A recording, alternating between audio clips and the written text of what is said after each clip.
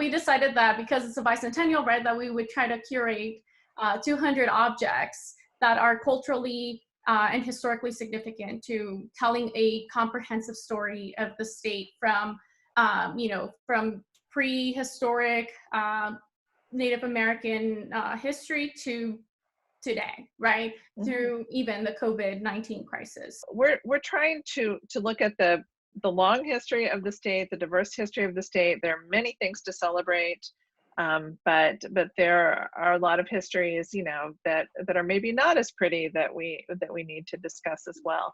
The other thing that we're really interested in doing is making sure that the project reflects the history of the entire state.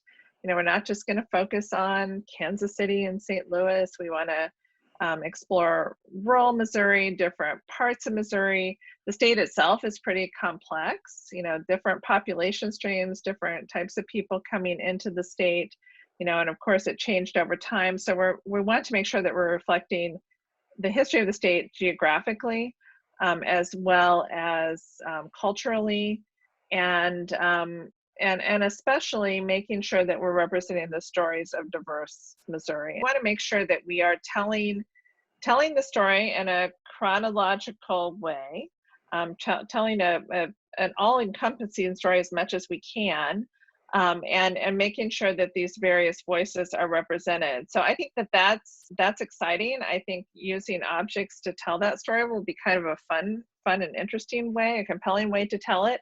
I think the project will be of tremendous use, especially to K through 12 educators and students, who I think will find it to be very interesting. So we'll take each of these objects, and each object will have an interpretive essay that will go along with it. And those essays will connect together to tell the larger story of the history of Missouri. This is an exciting collaborative project.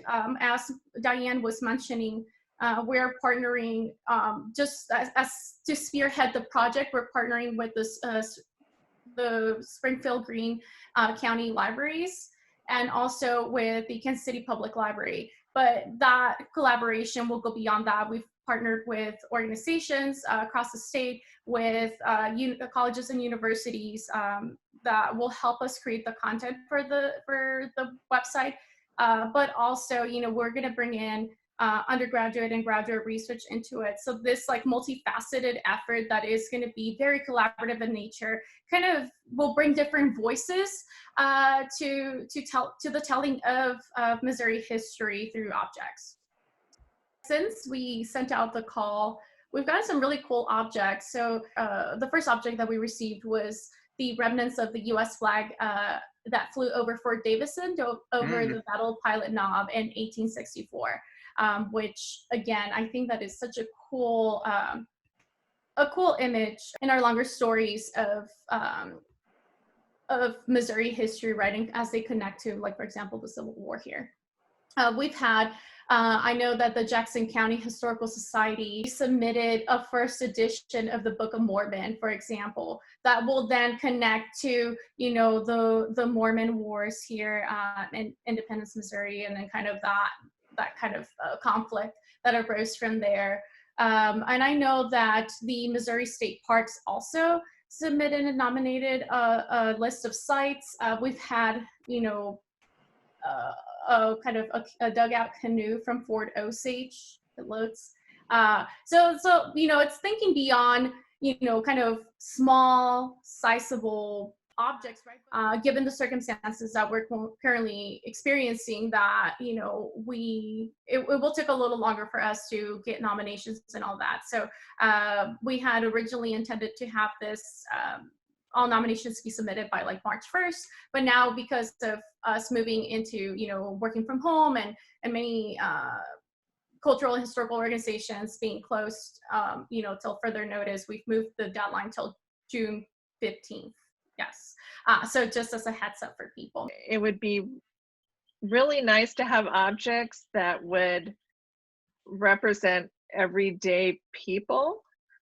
So, some objects, let's say from German immigrants, or things that would represent the kinds of work that women have engaged in.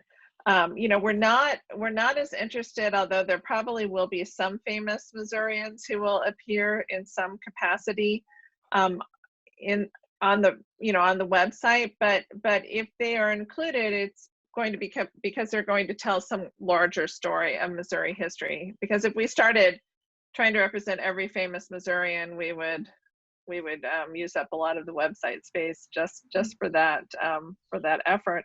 So, you know, I would just like, I'd like to see more about, you know, that would tell this the story of Missourians, just, you know, people like us.